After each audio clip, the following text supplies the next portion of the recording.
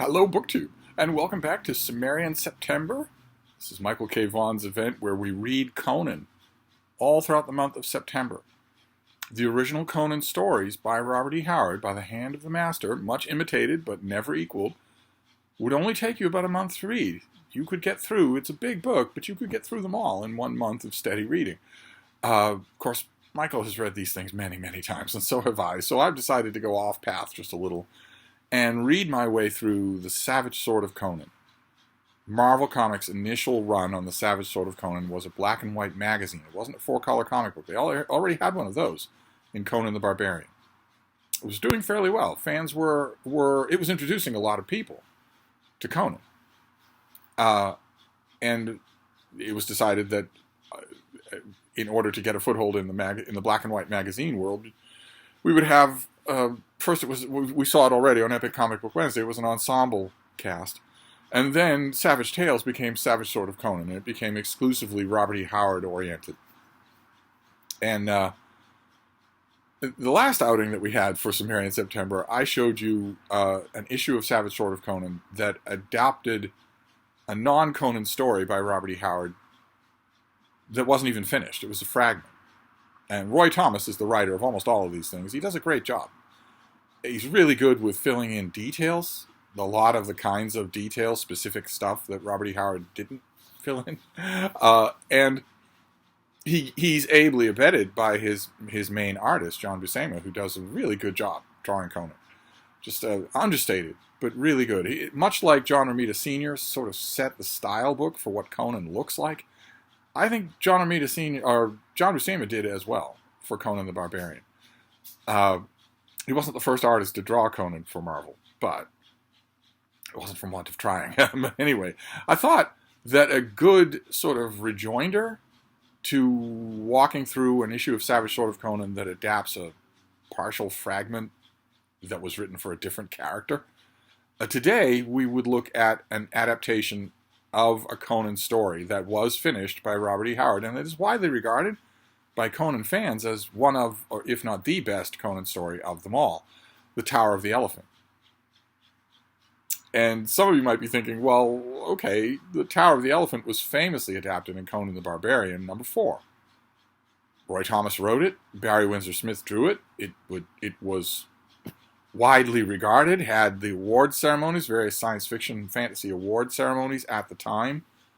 I think it was 71. If they had been as broad-minded as they are today, that magazine would certainly have won a Hugo. It is a brilliant, brilliant production, a brilliant adaptation of a Conan story. So you might be wondering, well, okay, so are you jumping to Conan the Barbarian and leaving the Savage Sword of Conan behind? But no, I'm not. We are going to Savage Sword of Conan number 24, in which Roy Thomas adapts The Tower of the Elephant again. Only a handful of years after he did it for Conan the Barbarian, he decided he would do it again for Savage Sword of Conan. Now, part of this is what I mentioned last time. That if you've suddenly got a need for a monthly Conan comic that's in color and a monthly Conan magazine that's in black and white, and that's much longer in terms of page count, then you've suddenly got to account for 100 pages of Conan adventures every month. That's not easy to do. That's going to cause you to run far afield and adapt anything that isn't nailed down and turn it into a Conan story. It's of course going to cause you to invent all kinds of Conan stories, but it will also tempt you on a pragmatic level to readapt stuff you've already adapted in a different magazine. Plus, Roy Thomas says in a note to this issue that I totally agree with, that he really wanted to see what he could do with this. Is more pages than Conan the Barbarian story had, and it's a different artist who will bring a different sensibility to things. He mentions in the note to this issue that if he had his way, if it were in any way realistic, he would have every artist do this. He would have all the major artists do this.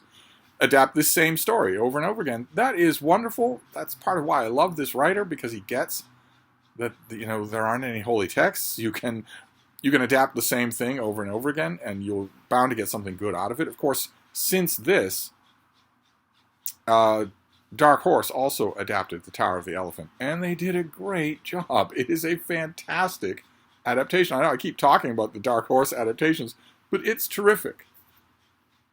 There is a flashback scene in this story. One of the characters, as we'll get to, as we'll see, he recites to Conan his personal story, his fantastic personal story. And in the Dark Horse comic, the comic interrupts the artwork of the regular artist so that a different artist, Mike Kaluta, can draw that flashback story. And it's amazingly bizarre. It works perfectly. But anyway, so that's what Roy Thomas does in this issue. He readapts The Tower of the Elephant, which is a story that Robert E. Howard wrote it came out in Weird Tales in 1933. He was pleased with it. His editors were over the moon about it. Readers loved it. And there are all kinds of open questions as to why. I don't know that I'm going to be able to settle any of those questions in this video. But here you have, I don't know if you're going to be able to make out the name. This is a Norm cover. His covers are generally great. They are, I don't think he ever did a cover for Conan the Barbarian, but he did a lot of covers for Savage Sword of Conan. And this is actually a weak cover by him. His covers are usually fantastic. This one is kind of dumb. You don't really know what to concentrate on this cover. There are a whole bunch of things in it that clearly mean something but don't make sense just in the context of the cover. And also, I'll never understand why... Oh, I do understand why artists put fighters in this position. We actually saw it with Skull the Slayer. I don't know why they do it. Why is Conan facing this giant ravenous spider? You can see Norm gives the spider dripping fangs of venom. Why is he facing this enormous giant spider by flashing his fanny at it? Why is he doing that? I don't know. Also, Norm has the absolutely heretical idea that Conan is a lefty. I don't believe that for a minute. I know things were weird in the Hyborian era, but not that weird. And Norm throws in a terrified, buxom maiden. Whereas, famously, this story does not have anything like that. This is the story of a young Conan. He is still in his teens. Remember, in classic Robert E. Howard stories, we bounce all around the chronology. We're not just plodding forward the way L. Sprague de Camp and Lynn Carter might do. We're bouncing all around Conan's career. In this career, he's a teenager in the City of Thieves. And Buscema immediately gives us a fantastic atmospheric look at the mall of the City of Thieves. Look at it. We once again have inks and embellishments by Alfredo Alcala here. And look at that. The gutters running with filth. People are carousing, but they're also committing crimes and getting killed. It's all of this. It's a nice snapshot of the mall of the City of Thieves. And Conan has fallen into this city, and we are in a bar. We're in a tavern, and Fat Cawthian makes an offhand reference about the heart of the elephant, an absolutely priceless jewel located in the Tower of the Elephant in the City of Thieves. And Conan is in the tavern. He hasn't drawn much attention to himself before now, but he's heard, while he's been staying in the City of Thieves, he has heard this Tower of the Elephant. He's seen it. And also he's heard about the heart of the elephant many times, and he wants to know what this fat slob knows about it. This is the visual that we get to introduce him.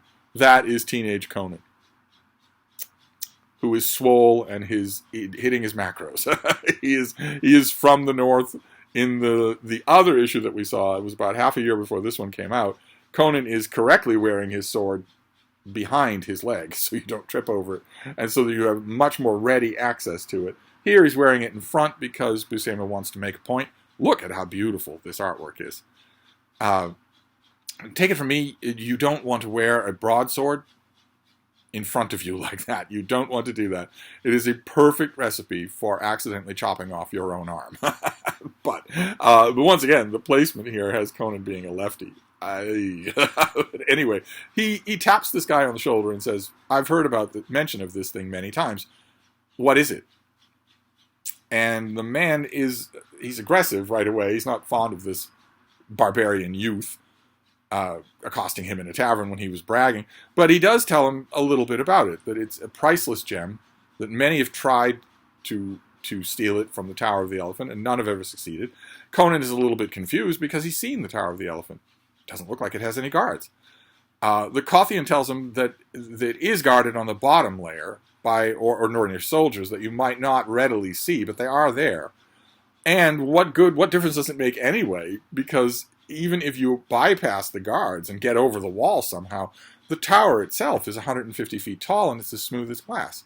So how are you supposed to? There are no windows, no crenellations of any kind. How are you supposed to get up it?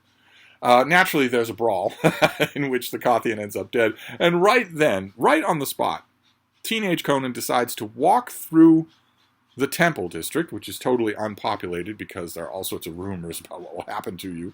And he looks at the Tower of the Elephant, there on the edge of town, and decides right on the spur of the moment that he doesn't believe the stories and that the wall isn't all that high for a Cimmerian to leap, and that he will take his chances.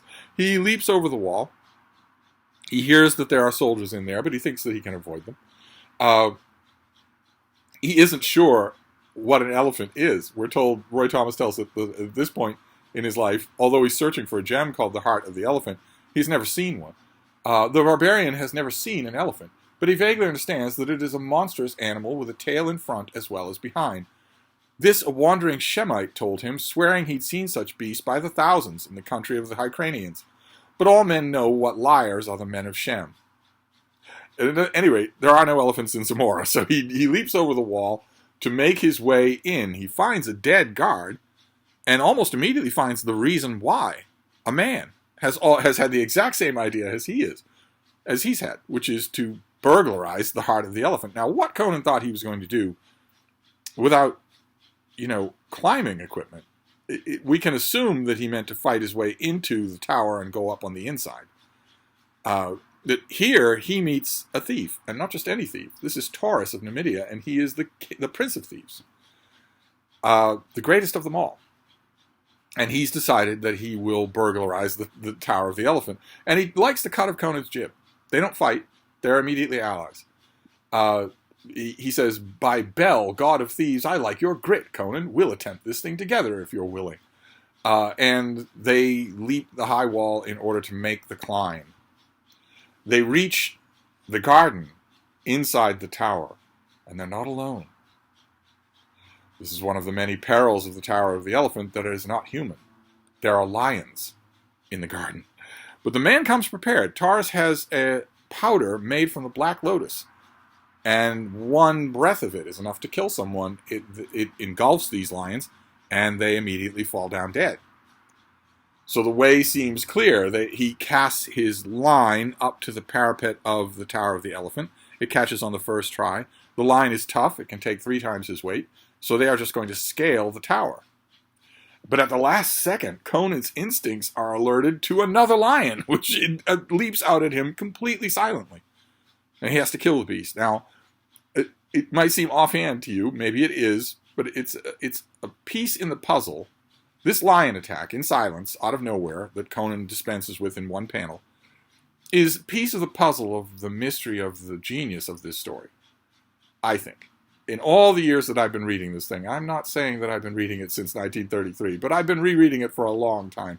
I have never yet figured out the alchemy of what makes this a great story. Maybe you will. Or maybe it can't be done.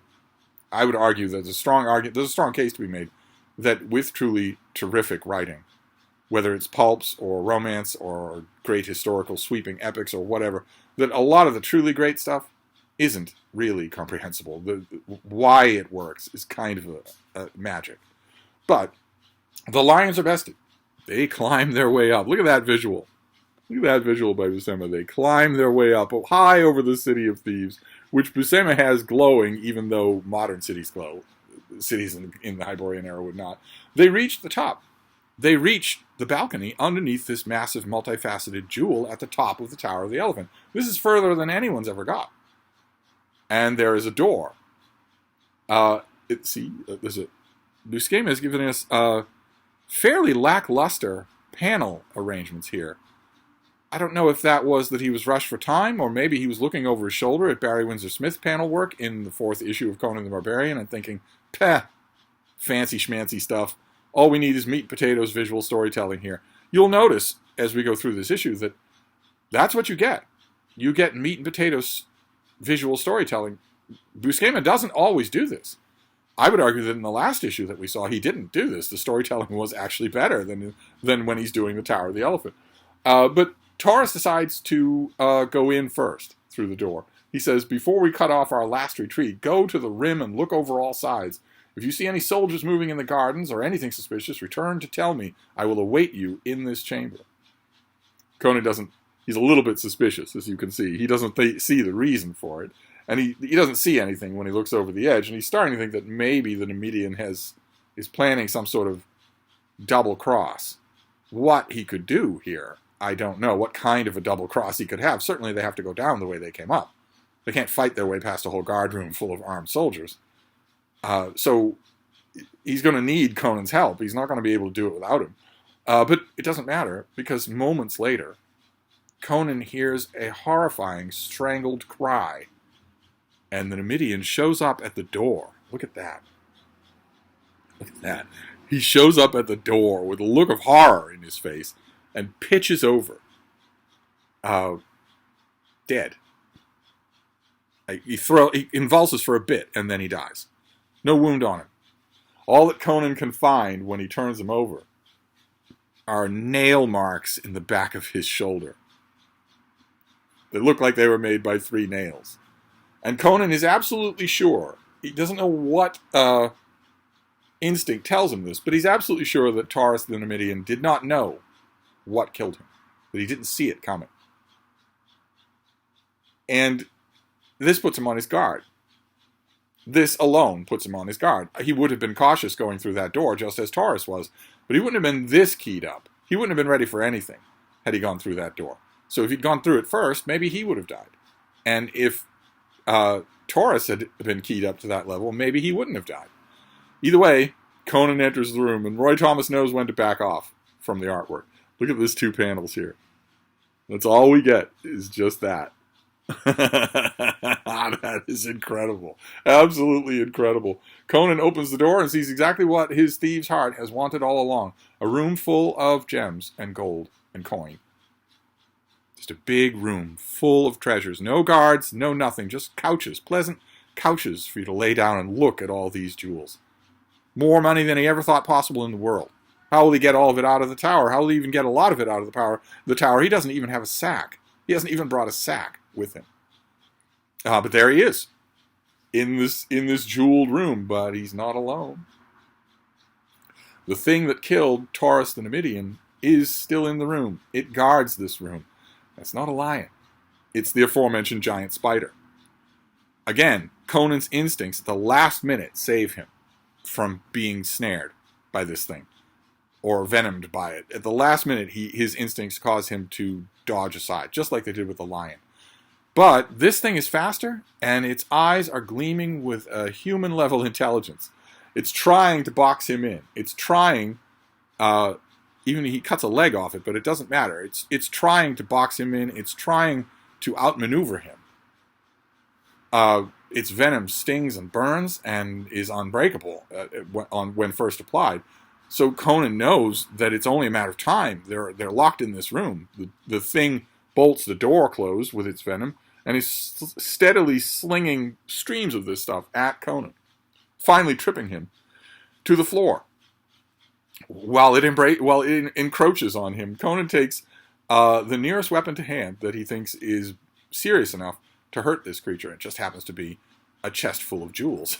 He throws a multi-100-pound chest full of jewels at this thing and crushes its head. Probably, this is Robert E. Howard's commentary on thieves whose...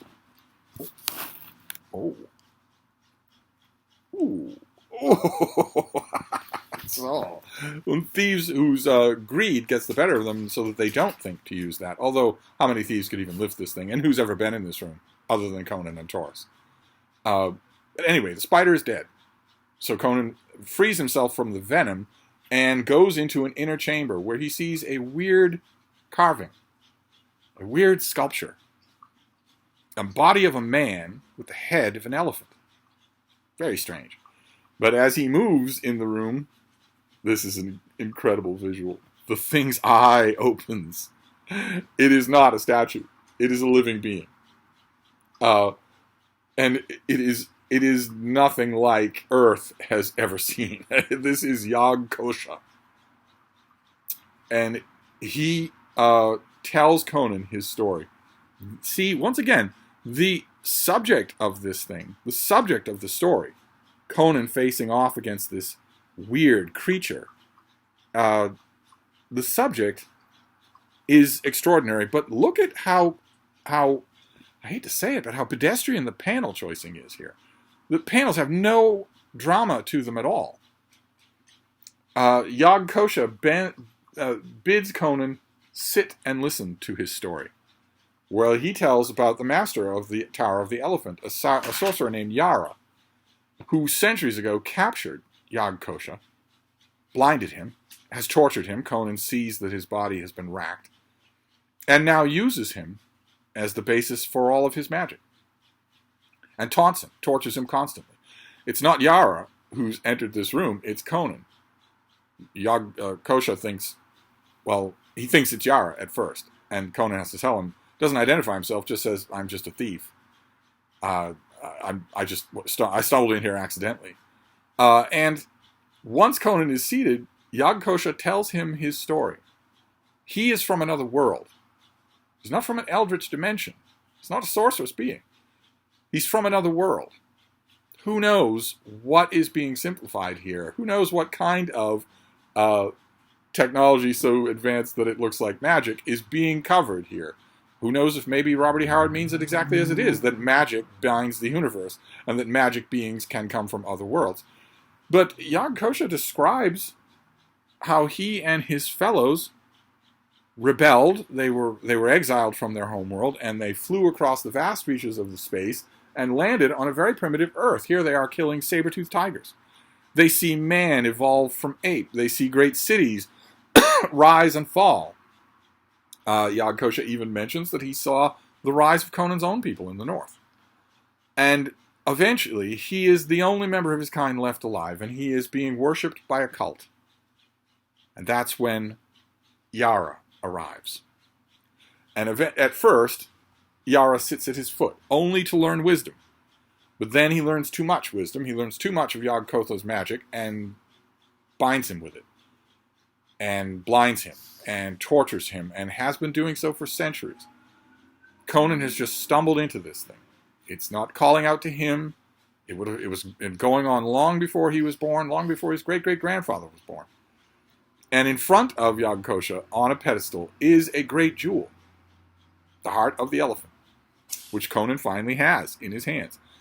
And Yog Kosha does not care about thieves. He does not care about Conan's mission, doesn't care about the dead man on the balcony or the dead man down in the garden.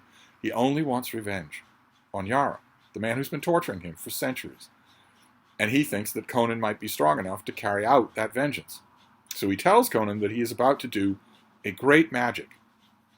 The mighty magic such as the earth has not seen before nor shall see again. He tells Conan, by my lifeblood I shall conjure it. By blood born on the green breast of Yog, dreaming far poised in the great blue vastness of space. And what is that magic?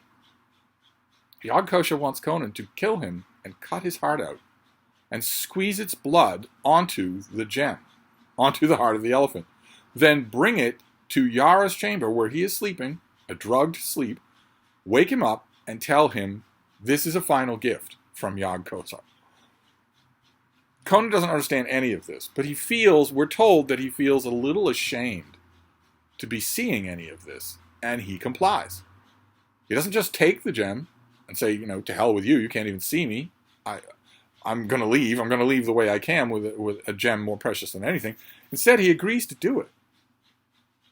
And once again, this is a great story, but this is the dramatic high point of the story, and look at how boring this panel work is. It's halting. It's slow. Buscema always does good work, and Alfredo Alcala makes it look even better, but there's no way that this should look so dull. I don't understand it. I don't have an explanation for it. But Conan does as he's told. Squeezes the blood onto the gem. He finds Yara asleep in his chamber. Yara wakes up and has no idea who you are. What are you doing here? And Conan repeats the message. He who sent me with this gem bade me say, Yog Kosha gives a last gift of enchantment. A last gift and a last enchantment. And of course, Yara being the greedy sorcerer that he is, he reaches out for the gem, and Conan notices right away, is this tall, skinny sorcerer getting shorter? Is he getting smaller as I watch? And he is. He's getting smaller and smaller until finally he's crawling on the table, and then he's crawling up on the gem. And it pulls him in. He's pulled inside the gem. He doesn't want to go. He doesn't want this to happen. We're told in this panel that it's like the waves are lapping over him until finally he is entirely inside the gem.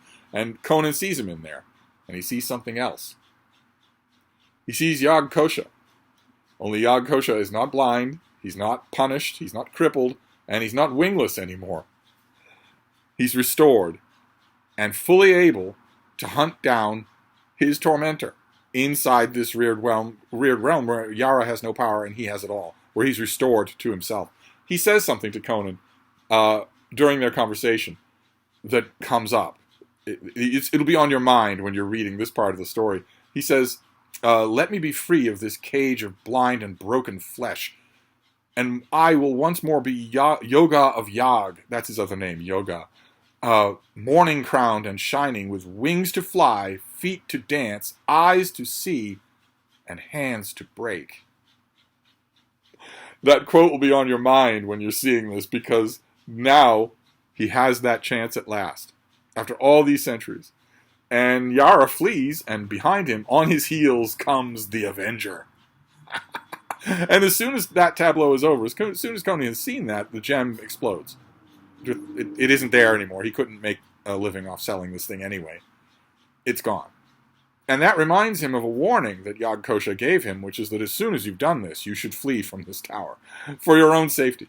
He's not talking about saving any kind of treasures. He's saying, for your own safety, you should flee. Conan remembers this, and does. Because we're told Conan knows suddenly that he is looking upon the external evidences of an unseen play of vast outer forces beyond his understanding. Which is why he's barely speaking, he's not surly, he's not wisecracking. It's why he's not acting much like Conan at all here. Because this could have been anybody. Taurus the Numidian, the Prince of Thieves, was able to get almost all this way. Other figures that Conan has met. Malcolm the Numidian from the previous episode here might have been able to do this.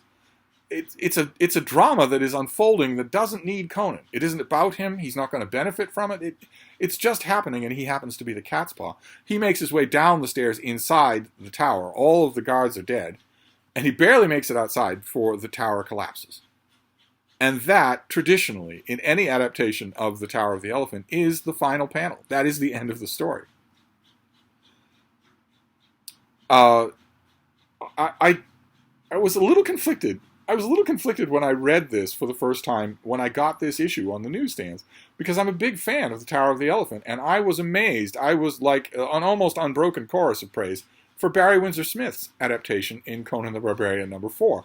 I was very pleased with that adaptation. I wasn't objecting for any kind of, ideological prudery when I saw that Roy Thomas was going to adapt this again with a different artist, an artist I also love. I like John Buscema's work more than Barry Windsor Smith.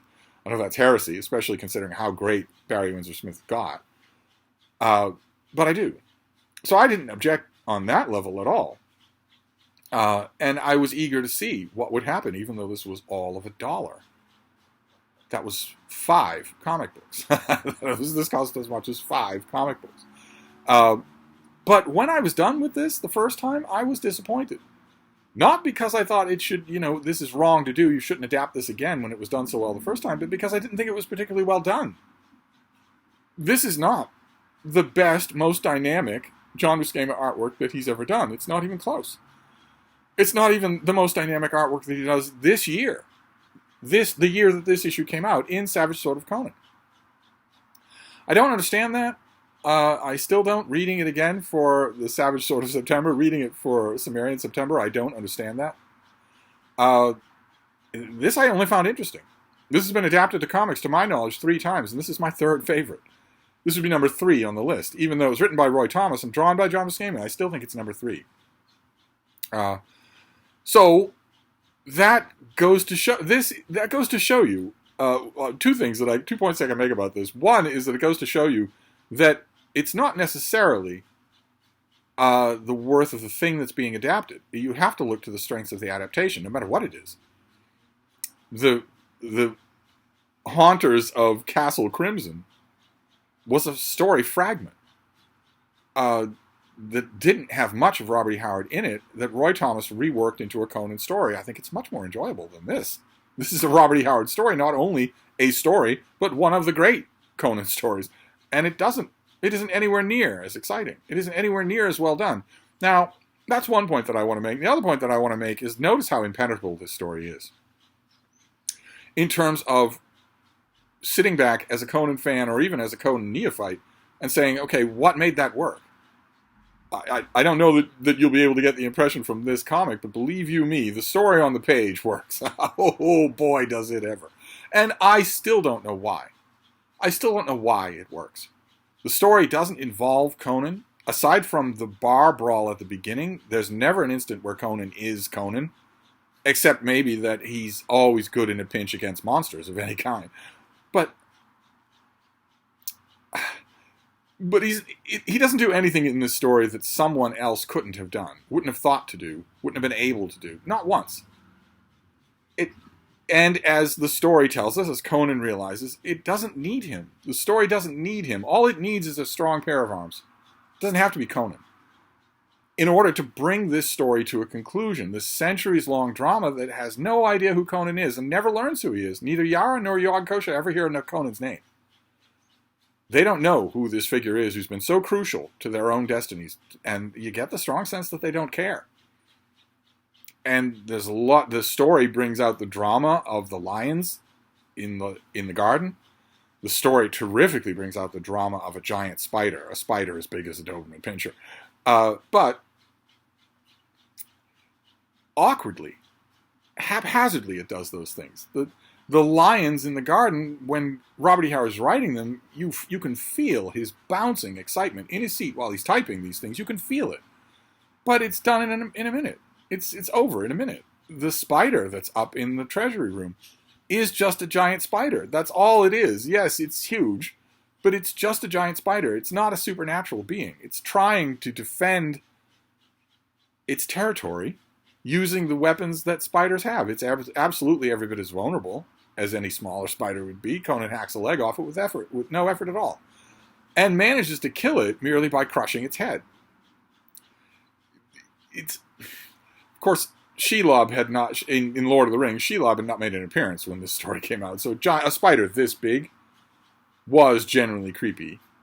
And the section in the story is genuinely creepy. But where do these things hang together? Who is Taurus the Numidian? We barely know him before he's gone. Why does he accept Conan instead of, fighting him for the soul right to the heart of the elephant? Etc., etc., etc. The Tower of the Elephant as a story in that fat Conan collected volume that we're reading for the month shouldn't be magical. Would I be wrong in saying that? I mean, surely you Conan fans are agreeing, at least to a certain extent, especially when you know that I'm not saying that it isn't magical. It is absolutely magical. When Conan fans call it one of the greatest Conan stories of all time, they're absolutely right. But it shouldn't be. It shouldn't work. It's lopsided and lunging and ungainly. And it doesn't have a point that has anything to do with our hero. So why does it work? Where is the magic in this story? I know that that's probably pointless. You really can't analyze magic, obviously. Look at the magic in this story. Why would Yog Kosha even be able to do that final spell? Why would it even be possible? And what is it? What's going on? Why is his vengeance to hunt down Yara for the limited amount of time that the gem is still in one piece? Are they still in some netherworld? Is Yog Kosha, is Yoga taking his revenge on Yara forever? Even though the gem is gone? We don't know. There's no symmetry to it. There's no self-evident explanation for it. Howard doesn't mean to provide one. It's sorcery well and truly beyond any kind of extrapolation by the mortal man who sees it all. And that shouldn't work either. That should leave the reader with a profound sense of dissatisfaction, and it doesn't. This story ought to dissatisfy, and it doesn't. It did in this adaptation. For Savage Sword of September, I was kind of hoping that I would see more of what was going on here. Really, for me, it's the artwork. And I like that Roy Thomas includes a lot more from the story, a lot more of the prose from the story than he did in Conan the Barbarian #4. But For me, it's the artwork. And I wondered if that was just Are You Totally Under the Spell of of Conan the Barbarian #4 with Barry Windsor Smith artwork until Dark Horse did it and did such a great job of it. And then I realized, oh no, all right, no, it's just that this was boring artwork. That's all. So that's your Savage Sword of Conan for today, The Tower of the Elephant. Because I won't only be voyaging into the weird nether regions of Savage Sword of Conan, where we get all sorts of stories that don't have anything to do with Robert E. Howard. I won't only be doing that. I think during the month I should do all of the major adaptations of all of the Conan stories that are in Savage Sword. I'm pretty sure that Roy Thomas adapted all of the major Conan stories for both Conan the Barbarian and Savage Sword of Conan. I'm pretty sure of that. Maybe not. Maybe not. Like, for instance, I haven't read every issue or reread every issue, but I don't think there's a Savage Sword of Conan adaptation of The Queen of the Black Coast. That is done in Conan the Barbarian, and that is done in Dark Horse, but I don't think that's done in Savage Sword.